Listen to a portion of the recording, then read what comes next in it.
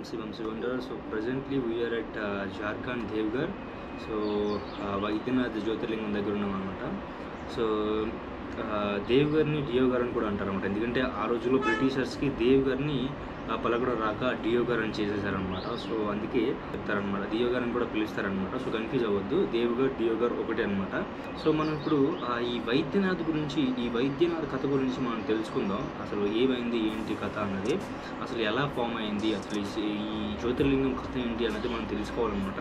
So మనం టెంపుల్కి వెళ్ళటమే కాదు, సో అక్కడ ఉండే స్టోరీస్ కూడా తెలుసుకోవడం చాలా ఇంపార్టెంట్ థింగ్ మనకి. అది అసలు ఏంటి, ఎలా అయింది అన్నది.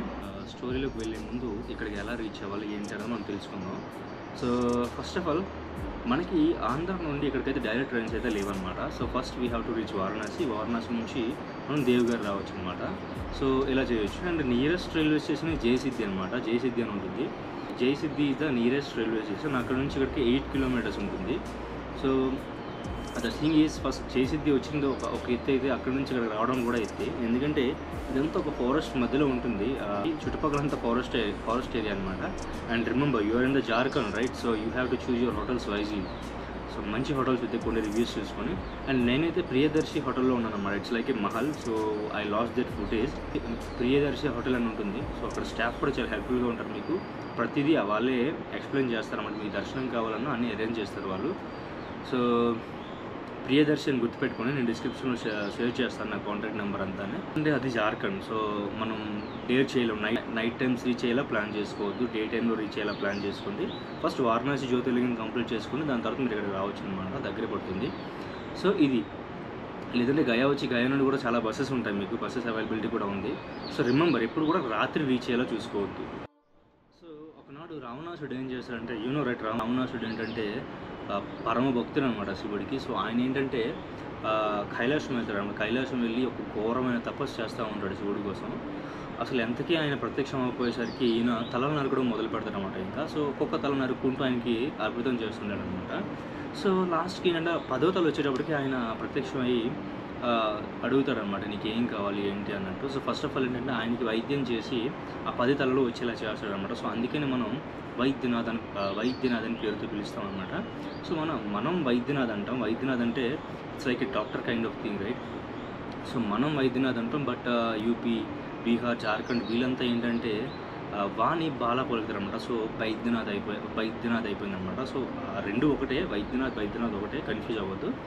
సో అప్పుడు ఏంటంటే శివుడు ప్రత్యక్షమయ్యి కైలాసం నుండి మీరు నాతో లంక వచ్చేయండి, మిమ్మల్ని ఎప్పుడు నా లంకలోనే ఉంచుకోవాలనుకుంటాను అది అనుకుని ఆయన చెప్తాడనమాట. సో మిమ్మల్ని తీసుకెళ్ళిపోతాను అదన్నట్టు మాట్లాడతాడు అనమాట. రావణాసుడు ఏంటంటే వరం అడుగుతాడు అనమాట, అలా మీరు నాతో వచ్చేయండి అన్నట్టు. సో అప్పుడు శివుడు ఏంటంటే, సో నేను రావటం అంటూ కష్టం అవుతుంది, బట్ నీకు ఒక లింగాన్ని ఇస్తాను, దాన్ని నువ్వు తీసుకెళ్తే స్వయంగా నేను నీ దగ్గర ఉన్నట్టే అని చెప్తాడు అనమాట. సో అప్పుడు మహాదేవుడు అలా చెప్పంగానే ఒక కండిషన్ కూడా పెడతాడంట. ఏంటంటే ఎప్పుడైతే నువ్వు దీన్ని ల్యాండ్ పైన పెడతావో అక్కడ అది స్థాపితం అయిపోతుంది. సో ఇంకా దాన్ని తీయడం అనేది ఇంపాసిబుల్ థింగ్ అనమాట. సో అక్కడే అది ఉండిపోతుంది అన్నట్టు మహాదేవుడు చెప్తాడనమాట. అప్పుడు రావణాసుడు ఏం చేస్తాడు, ఇంకా తీసుకొని వెళ్ళిపోతాడు అనమాట. అప్పుడు పార్వతీదేవి ఏంటంటే వినాయకుడి దగ్గర ఒక ప్రామిస్ తీసుకుంటుంది అనమాట. మీ నాన్న స్వయంగా ఒక లింగాన్ని ఇచ్చి ఆయన వెళ్ళిపోతా అన్నట్టు మాట్లాడుతున్నాడు, సో నువ్వే వెళ్ళి ఆపాలి అన్నట్టు ఒక ప్రమాణం తీసుకుంటుంది అనమాట. వినాయకుడు ఏంటంటే ఒక బాలకుడి రూపంలో అక్కడ ఉంటాడు అనమాట. సో ఒక ప్లేస్లో వెయిట్ చేస్తూ ఉంటాడు. అకార్డింగ్ టు ప్లాన్ ప్రకారం మన విష్ణుమూర్తి ఏంటంటే ఒక మాయ చేసి ఆయనకి మూత్రం వచ్చేలా చేస్తాడు అనమాట. సో ఆయనకి మూత్ర విసర్జన కోసం వెళ్ళాల్సి వస్తుంది అనమాట. లింగాన్ని ఎవరి చేతులను పెట్టి వెళ్ళాలి. సో వెళ్ళాడు కదా, సో ఆ పిల్లడు ఉంటే ఆ పిల్లడి చేతులు ఇస్తారనమాట. ఆయనే వినాయకుడు అనమాట. సో ఆయన చేతులు లింగం పెట్టి ఈయన ఇంకా పని చేసుకుని వస్తాడనమాట. సో అలా వెళ్ళి వచ్చిన తర్వాత కూడా లింగాన్ని డైరెక్ట్గా ముట్టకూడదు కదా.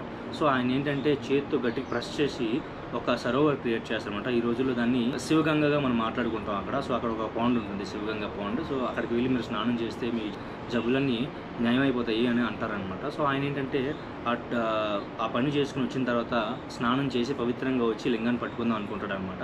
సో ఇంకొంతమంది ఎలా చెప్తారంటే, ఆయన ఏమైతే విసర్జన చేశాడో దాని కారణంగా అదంతా ఆయన మూత్రం అని అంటారనమాట. ఆయన మూత్రం వల్ల క్రియేట్ అయిన ఒక లేక్ అని అంటారనమాట.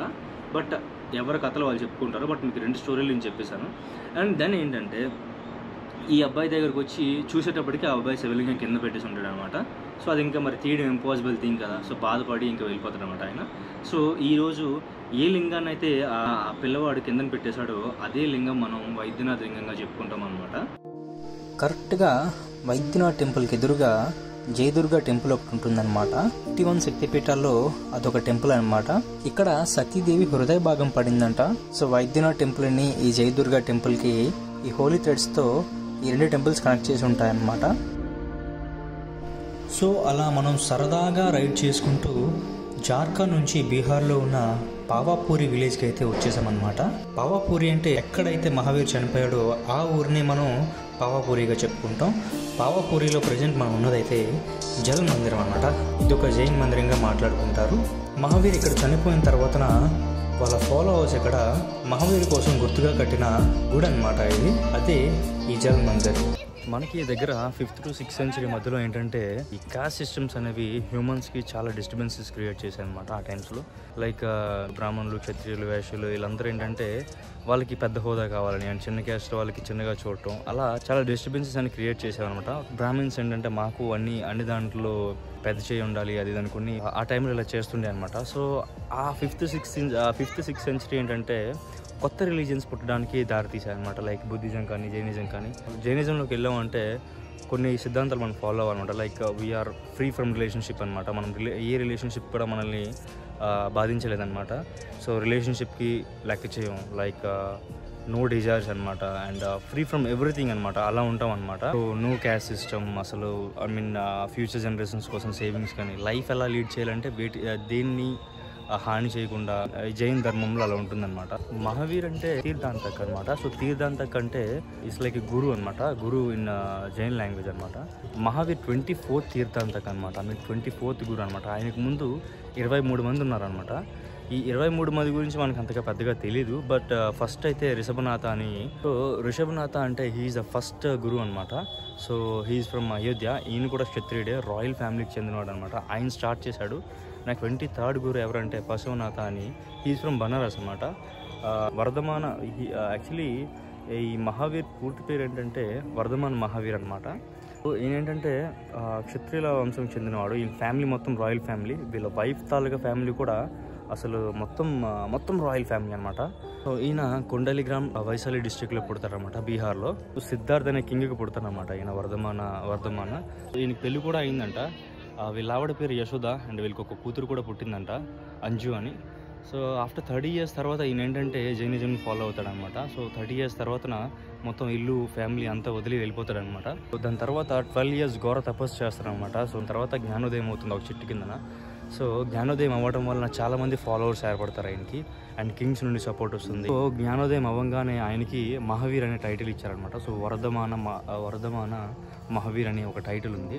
వీళ్ళ ధర్మంలో ఎలా ఉంటుంది అంటే ఆ రోజు రాజులు యజ్ఞాల కోసం దీనికోసం పశువులకు బలిచ్చేటోళ్ళు అనమాట. సో అవన్నీ బ్యాన్ చేయించాడు. సో మెల్లమెల్లగా నాన్ వెజ్ బంద్ చేయించాడు. సో ఈ మొక్కలకి కూరలకి దీనికి కూడా ప్రాణాలు ఉంటాయని ఇప్పుడు వాటిని కూడా తినేయకుండా చేశాడు అనమాట. చాలామందికి నచ్చి అందరూ చాలామంది ఫాలో అయ్యారనమాట. ఈ జైనిజాన్ని స్ప్రెడ్ చేయడానికి దేశాలు తిరుగుతూ ఉంటాడు అనమాట. సో అట్ లాస్ట్ ఈయన ఏంటంటే ఈ పావాపూరి వచ్చి నా 72 years ఇక్కడ చనిపోతాడు అనమాట. సో అలా అక్కడ నుంచి జైనిజం అనేది రైజ్ అయింది అనమాట. ఆయన చనిపోయిన తర్వాత కూడా చాలామంది కింగ్స్ వచ్చారు, జైనిజం ఫాలో అయ్యారు. ఎందుకంటే ఈ మతం నచ్చింది వాళ్ళకి, ధర్మం నచ్చింది. సో చాలామంది ఫాలోవర్స్ కూడా అలా ఫాలో అవుతూ దీన్ని స్ప్రెడ్ చేస్తూ ఉంటాయి అనమాట. సో చాలా ఘోరంగా వ్యాప్తి చెందింది. అలా రాను ఏంటంటే రాను ఏంటంటే కొద్దిగా మోడర్న్ ఎరాకి వచ్చే కొద్దిగా ఏమైంది అంటే మొక్కలు తినకూడదు అండ్ నాన్ వెజ్ తినకూడదు, మొక్కలకు కూడా ప్రాణాలు ఉంటాయి అవి కూడా తినకూడదు అంటే చాలామందికి నచ్చలేదన్నమాట. సో నచ్చకపోయేసరికి చాలామంది ఫాలో అవ్వకుండా వదిలేశారు. అలా మెల్లమెల్లగా ఈ జైనిజం అనేది ఇండియాలో తగ్గిపోయింది అనమాట. అంతగా వ్యాప్తి చెందలేదు. సో ఆఫ్టర్ దట్ బుద్ధిజం వచ్చింది. బుద్ధిజం కోసం మనం తర్వాత మాట్లాడుకుందాం. ఎప్పుడైతే గయా వెళ్తామో గయా వెళ్ళంగానే ఆ స్టోరీ మనం మాట్లాడుకుందాం. ఈయన ముందుండే 23rd గురువు ఏంటంటే తీర్థాంతక్, అది వీళ్ళ భాషలో తీర్థాంతక్ అనమాట. సో ఆయన ఏంటంటే సెక్షువల్ పార్ట్ని మనం కవర్ చేసుకుంటూ మన దీన్ని డ్రెస్అప్ చేసుకోవాలి అన్నట్టు ఉండే అనమాట. సో అదొక టైప్ అనమాట. అండ్ ఈ తీర్థాంతకు వచ్చిన తర్వాత మహావీర్ వచ్చాక బాడీ పైన బట్టలే ఉండకూడదు అనేటట్టు ఈయన ఫాలో అయ్యేటాడు అనమాట. సో ఇలాంటివి చాలామందికి నచ్చక ఇంకా వదిలేశారు. సో ఇవి 2 types అయిపోయాయి అనమాట. దాని తర్వాత కొంతమందికి డ్రెస్సింగ్ చేసుకుంటూ కూడా ఉన్నారనమాట. వాళ్ళు ఏంటంటే శ్వేతాంబర అని దిగాంబర అని 2 టైప్స్ అనమాట. దిగాంబర అంటే వితౌట్ డ్రెస్ అనమాట.